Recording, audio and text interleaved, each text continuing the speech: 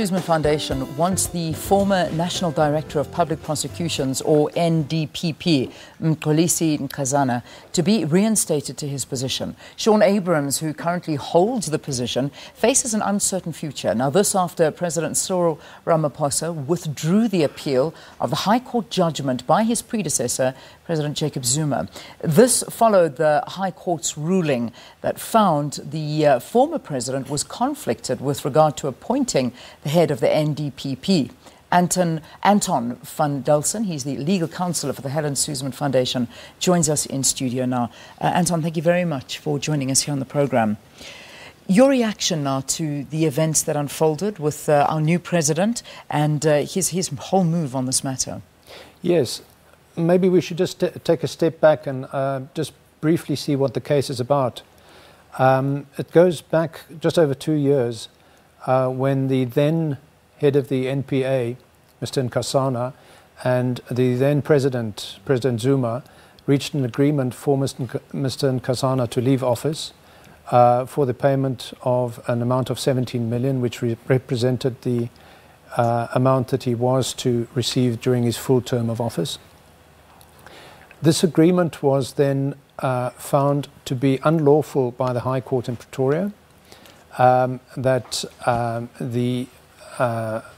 as a result that the appointment of Mr. Abrahams was therefore also unlawful. And the court then also found that because of the conflict of interest between the then president or the conflict of interest of the president in relation to the corruption charges, that he was not a fit person to appoint someone in the place of Mr. Abrahams, and that the deputy president should. Yeah. Obviously, that has been overtaken by events now, so that part of the judgment is not relevant any longer. But I think the main importance, quite apart from the specific facts of this case, the main importance of this case is the importance of an institution like the NPA within the constitutional framework of South Africa. It's an extremely important institution, and it has been characterized by all kinds of funny business over the last few years.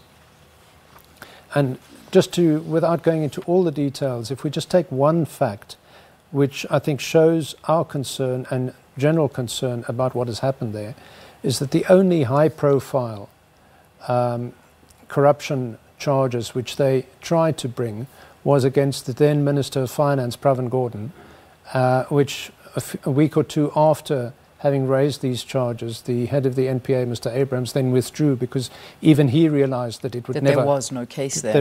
There was no case. So if you think that this is the only high-profile corruption case that has been brought by them in the last few years, it tells a whole story. I want to talk about the rights of Shaun Abrahams, because I mean he's still adamant that his appointment was valid.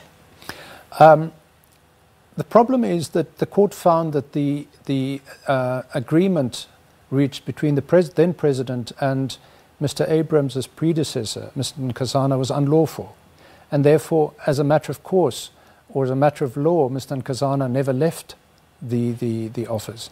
Now, Mr. Abrahams' problem is arguing that he is the rightful holder of a position which was not open. So that is his position, and the court will have to decide what it does now. The High Court in Pretoria found that Mr. Nxasana should not stay on as a head of the NPA. Part of that due to the agreement on the payment of the sum of money that was awarded to him. But it found that Mr. Abrahams was not fit to continue holding that position, and that a new head of the NPA should be appointed. Take us to court on Wednesday now, because obviously things have changed a little bit, which we've seen unfolding. I mean, we've seen our new president now removing basically the charges, and he's withdrawn this appeal. I beg your pardon. So what other arguments will actually be heard in the court? Well, it's really, and this is the crux of the matter, whether Mr. Nxasana, whether the agreement was lawful or not, whether he should stay on therefore stay on, if it was lawful, whether he should stay on as head of the NPA, and obviously what the position of Mr. Abrahams should be. And I think, you know, from a constitutional point of view, this is a very important hearing on Wednesday. Yeah. And it is for the Constitutional Court to make a pronouncement on the set of facts. My concern, and I imagine the concern of a lot of South Africans as well, is do we not find that Mr. Nxasana's credibility is also questionable? I mean, if we go back to the point where he left, he also took and accepted that 17 million rand payout. Doesn't this automatically cast a cloud on his integrity? I think one of the issues to keep in mind there is that in terms of his own evidence in his affidavit to the court in Pretoria, which was not accepted because it was done at a very late stage, but one mustn't forget that he was under intense pressure. The court found that he did not request to leave the position, and I think the only inference one can make is that he was under such intense pressure from the presidency, because it was scared that he might reinstate the charges of corruption against President Zuma, that he refused to leave. He did not see why he should leave, but he agreed to leave at the end for the payment of the sum which equaled the amount that he would have received during his term of office. Yeah. So I think one must see it against that background, and to put yourself into that position of someone who is confronted with that kind of pressure. Yeah. I mean, just finally as we wrap this, I mean, given what's happened over the last couple of months and weeks, the outcomes of the Freedom Under Law a case that's also with CASIC in December last year, and again after the President now withdrew the appeal on Friday, for the layman like me, it should look like that basically all that needs to be done is that a new NDPP should be appointed. Is it simple or not that simple?